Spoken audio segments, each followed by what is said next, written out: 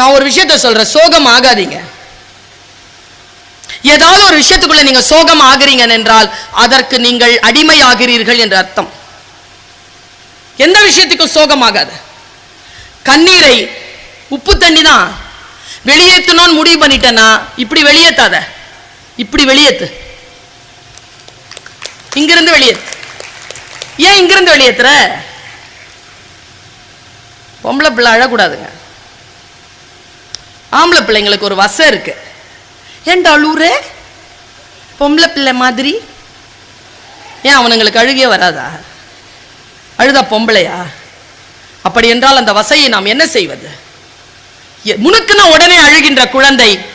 பாரதி சொல்கிறான், என் குழந்தைகளே, தேம்பி அழும் குழந்தை நொண்டி நீ திடம் கொண்டு போராடு பாப்பா.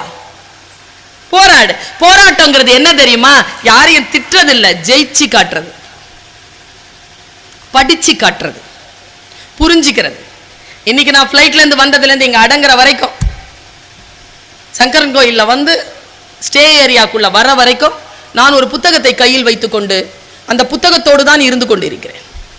ஏனென்றால் வாசிப்பது என்பது என்னுடைய பொழுதுபோக்கு.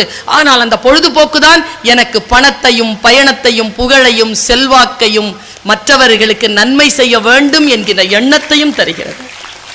பொழுதுபோக்கு அப்படி மாற்றிக்கொள்.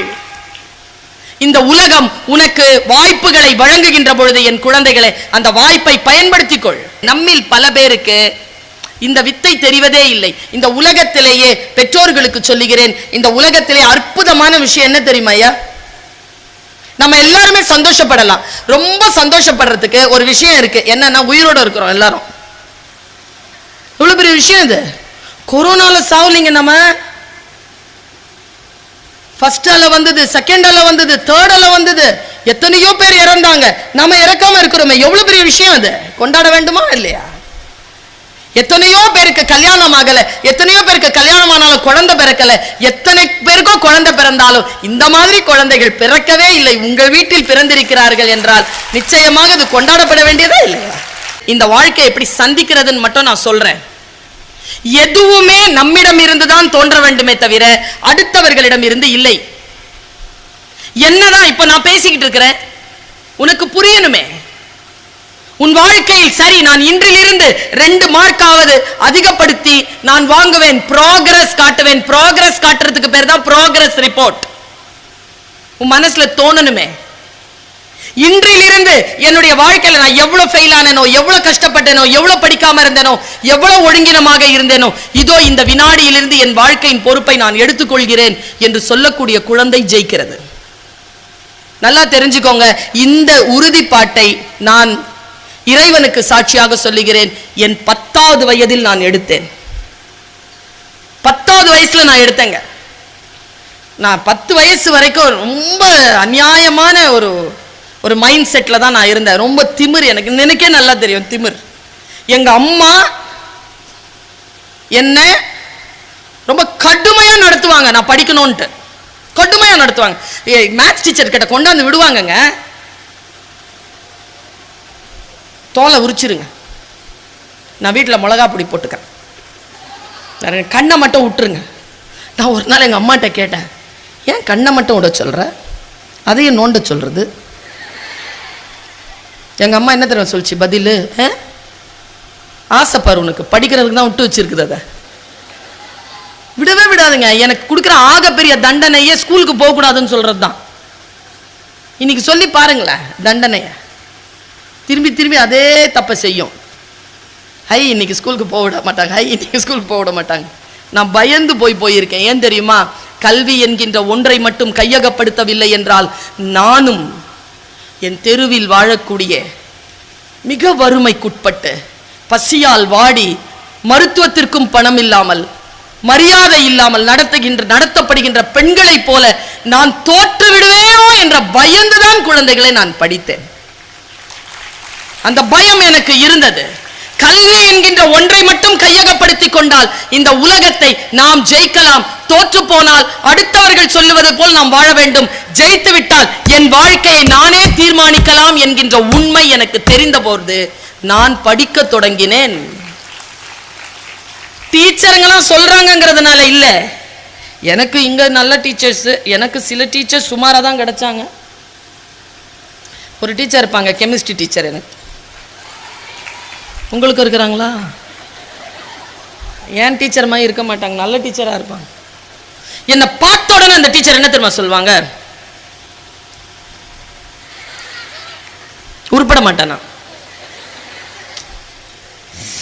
என்ன செய்யறது, அழகா வேற இருக்கும் அந்த அம்மா, பியூட்டிஃபுல்லா இருப்பாங்க. ஸ்மார்ட்டா பியூட்டிஃபுல்லா இருக்கிற ஆட்களை பார்த்தா டக்குன்னு திட்ட தோணாதுல்ல. இப்படி பார்ப்பேன், ஹோப்லெஸ், உருப்பட மாட்டேன். கபடி போயிட்டு வந்தியா? கபடி போயிட்டு வந்துட்டேன் நான். எனக்கு கபடி ஏன் தெரியுமா பிடிக்கும்? நான் கபடி விளையாடுவேன் சார். அத்லெட்டிக் நான் ஆக்சுவலா 182 சர்டிஃபிகேட் வச்சிருக்கேன். நான் +2ல பார்த்த ஒரு சிறுவன், என்னை போலவே சிறுவன். நான் ஏர்போர்ட்ல இருந்து வெளியில வர, ஒரு கார்ப்பரேஷன் ஸ்கூல்ல படிச்சவங்க 2 பேரும். அவன் ஆடி கார்ல வந்து இறங்கி, பர்வீன் அப்படின்னு சொல்லிட்டு, பெரிய தொழிலதிபராக இருக்கிறான். ரொம்ப பெருமை பர்வீன். நாங்க இப்படி சந்திக்கணும். இன்னும் 25 ஆண்டுகள் கழித்து இந்த பள்ளிக்கூடத்தில் சந்திக்கக்கூடிய பிள்ளைகள் யாரையேனும் 25 ஆண்டுகள் கழித்து சந்தித்தால், இத்தகைய ஒரு பெரிய ஸ்கூலுக்கு ஓனராவோ, பெரிய மந்திரியாவோ, பெரிய ஜட்ஜாவோ, பெரிய பேராசிரியராவோ, பெரிய டாக்டராவோ, ஒரு IPS IAS அதிகாரியாகவோ, இந்த உலகத்திற்கு மிக முக்கியமான பணியை செய்யக்கூடியவர்களாக ஒருவரை ஒருவர் சந்தித்துக் கொள்ளுங்கள். மற்ற 2-3 பேரை சந்தித்தேன். ஒரு ஹாஸ்பிட்டல்ல அட்டெண்டரா இருக்கிறாங்க ஒருத்தங்க, அதே +2, நான் சயின்ஸ் ஸ்டூடெண்ட்.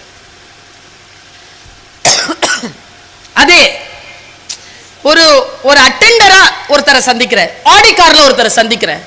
எங்க அம்மா வரும்போது சொன்னாங்க, அம்மா காய்கறி தீந்து போச்சுமா, வரும்மா. ஏம்மா மார்க்கெட்டில் வண்டியை நிறுத்து, இப்படி அது வாங்கிட்டு வந்துருப்பாப்பா, காலையில் சோறு கட்டணும்ல. இறங்கி வெங்காயம் வாங்குறதுக்காக நிற்கிற அந்த வெங்காயத்தை நிறுத்துற பெண் என்னுடன் +2 படித்த பெண். அவளையும் பார்க்கிறேன்.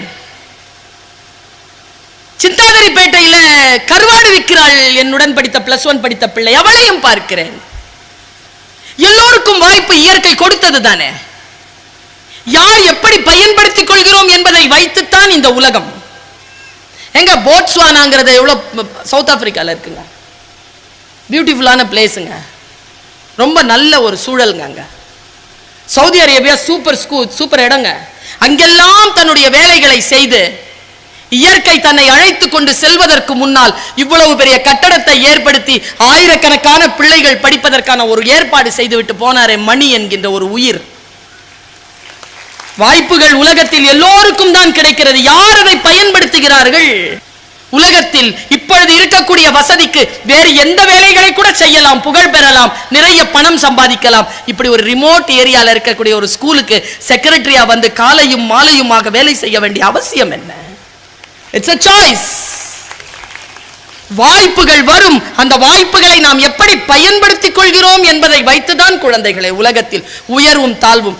இந்த கிளாஸ் எடுக்கிறதுல, ஆன்லைன் கிளாஸ் எடுக்கிறதுல எவ்வளவு கஷ்டங்கிறது நான் அப்படிதான் எடுத்தேன். நீங்கெல்லாம் நினைக்கிறீங்களா இதுங்க பாவம்னு? ஆன்லைன் கிளாஸ்ல am I audible சொல்லி சாப்பிட்டதெல்லாம் கரைஞ்சி போய் முன்னால உட்காருவோம். குட் மார்னிங் கேர்ள்ஸ் ஒன்று சொல்லணும், குட் மார்னிங் திருப்பி அவ சொல்லிட்டோம் இவ சொல்லிட்டோன்னு கம்முன்னு இருக்கும். ஆன் பண்ண சொல்லுங்களேன் இதை, கேமராவை.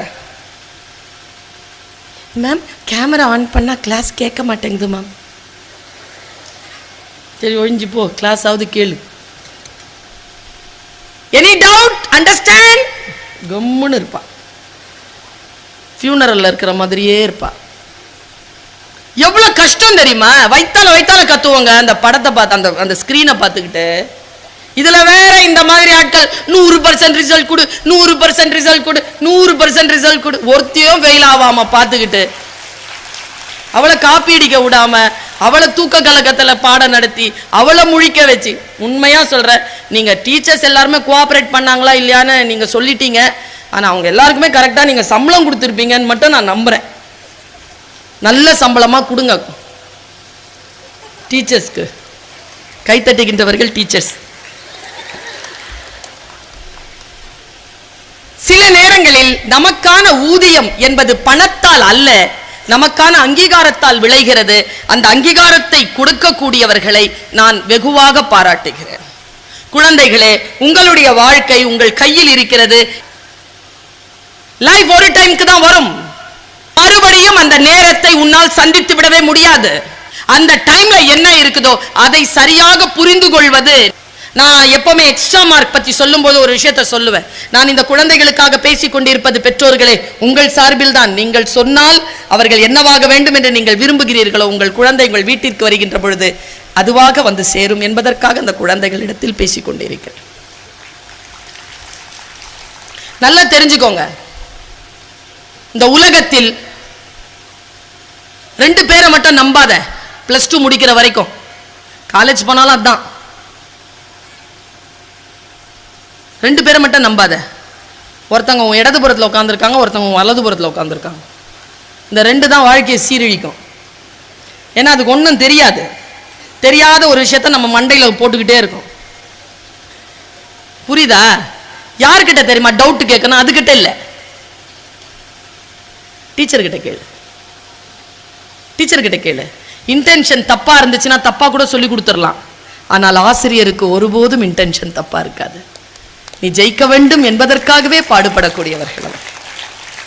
நான் உங்க எல்லார்கிட்டையும் சொல்றேங்க, ஆசிரியர்களை நம்புங்கள். நான் ஆசிரியையாக இருப்பதனால் சொல்லுகிறேன், ஆசிரியைகளை நம்புங்கள். உங்க ஆசிரியை, உங்க குழந்தையினுடைய ஆசிரியை உங்களை கூப்பிட்டு அவளை பத்தி ஏதேனும் ஒரு கம்ப்ளைண்ட் சொல்றாங்கன்னா தயவு செஞ்சு நம்புங்க. திரும்பி மல்லுக்கு நிக்காதீங்க. என் பிள்ளை அதெல்லாம் செய்யாது. செய்யும். என் பிள்ளைக்கு பொய்யே சொல்லுவா. இந்த 4 பேரோட சேர்ந்துதான் அவ கெட்டு போயிட்டா. 4த்துக்கு ஹெட்டே அவதான். நான் பார்க்கலையா? பார்க்கிறோம். உங்கள் பிள்ளைகளை சத்தியமா சொல்றேன், முழுசா நம்பாதீங்க, கண்காணிச்சுக்கிட்டே இருங்க. இது பல இடங்கள்ல நான் சொல்லிட்டேன். இந்த பிள்ளைகள் நம்ம சொல்றதெல்லாம் கேட்குது நான் நினைக்கிறீங்களா? இப்ப இல்லடா, அது முன்னால சொல்லி அறிவுரை சொல்லிட்டே இருக்கிறீங்க. அது கேட்குதுன்னு நினைக்கிறீங்களா? நம்பி தானே சொல்றீங்க. அதுங்க நீங்க நினைப்பீங்க, சத்தியமா நினைப்பீங்க. நான் டீச்சர்ல நானும் நினைச்சிருக்கேன். கிளாஸ் நடத்தும் போது அதுங்க எல்லாம் என்னை பார்த்துட்டு சிலது இருக்கு, பார்த்துருக்கீங்களா?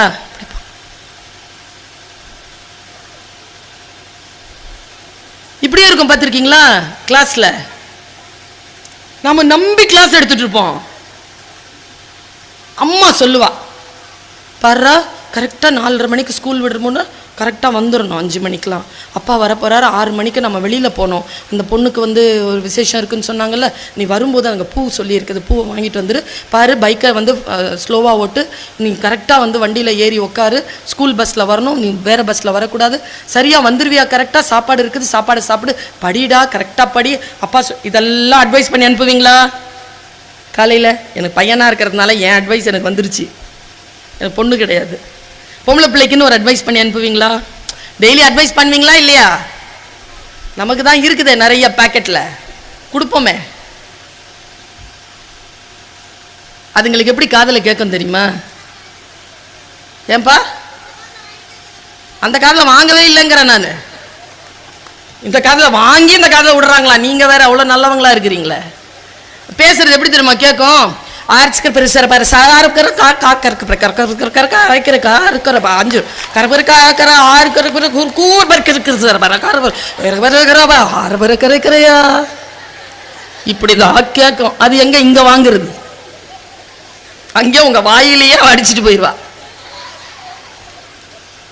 நான் நம்புறதே இல்லையே, ரிசல்ட் தான் பார்ப்பேன். ரிசல்ட் மிஸ், அடுத்த முறை நான் கண்டிப்பா மிஸ். சொல்லில் உயர்ந்த சொல், கமான், சொல்லில் உயர்ந்த சொல் செயல். சொல்லுங்க இன்னொரு வாட்டி, சொல்லில் உயர்ந்த சொல்.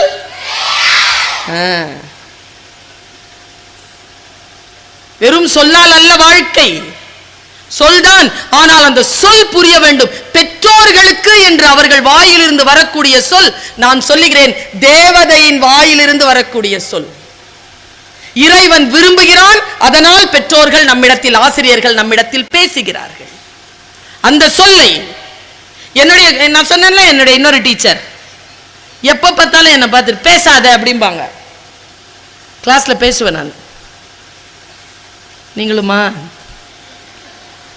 கிளாஸ்ல பேசிட்டே இருப்பேனா? ஒரு நாள் என் டீச்சர் என்ன எழுப்பி நிற்க வச்சாங்க. எனக்கு பிடிக்காத டீச்சர் அது. நான் எழுந்தினால என் 9 ஃப்ரெண்ட்ஸ் இல்லை, எனக்கு ஃபேன்ஸு. பயங்கரமாக சிரிக்கோங்க. நான் எந்த உட்காந்தா எல்லாம் சிரிக்கோங்க. அவங்க என்டர்டெயின்மெண்ட் பண்ணிகிட்டே இருப்பேன். நான் மட்டும்தான் பாஸ், அதுங்க 9 ஃபெயிலு. யாருக்கும் ஃபேனாக இருக்காதா? ஃபேனாக இருந்தால் ஃபெயில் ஆயிடுவேன். முடிஞ்சா ஃபேனை உருவாக்கிக்கோ, ஜெயிச்சிருவேன். ஃபேனை உருவாக்கு. அந்த மிஸ் சொன்னாங்க பேசாத அப்படின்னாங்க. என்னை பார்த்து நான் ஏந்திரிச்சு நின்று, இங்கே இருக்குது வாய்ஸு, மைண்ட் வாய்ஸா. பெரியவங்க முன்னால் எதிர்த்துலாம் பேச மாட்டேன். நான் எப்போவுமே பேச மாட்டேன். எவ்வளோ தப்பு அவங்க செஞ்சாலும் பேச மாட்டேன். பெரியவங்கன்னா அதை எதிர்த்து பேச மாட்டேன். சொல்லுவேன், அப்பா இது இது இப்படிப்பா அப்படிப்பான்னு சொல்லுவேனே தவிர எதிர்த்து வராது வாயிலேருந்து வார்த்தை. பேசாத அப்படின்னாங்க. இங்கே வருது வாய்ஸு, மைண்ட் வாய்ஸு. யாரை பார்த்து சொல்கிற பேசாத? பேசுறதுக்கே பிறந்தவனா? என்ன பார்த்து பேசாதங்கிற? இங்கே இருக்குது வாய்ஸ். நான் உடனே பேசாதன உடனே வாயை கடிச்சிட்டு இந்த 6 பேர் 9 பேர் பார்க்க 9 சிரிக்குது. யாரை பார்த்து பேசாதங்குது இந்த டீச்சர்ன்ட்டு. அந்த டீச்சர் அப்புறம் ஒரு வார்த்தை சொன்னாங்க, எங்க பேசணுமோ பர்வீன் சுல்தானா அங்க பேசு, எங்க பேசக்கூடாதோ அங்க பேசாத அப்படின்னாங்க. அப்படியே மடியில் வாங்கி வச்சுக்கிட்டேன் குழந்தைகள் அந்த வார்த்தையை. ஆகாத டீச்சர் தான். அந்த டீச்சரில் சாமி வாங்கி வச்சுக்கிட்டேன். அங்கே பேசுகிறத நிறுத்தினேன். இதோ இங்கே பேசிகிட்டு இருக்கேன்.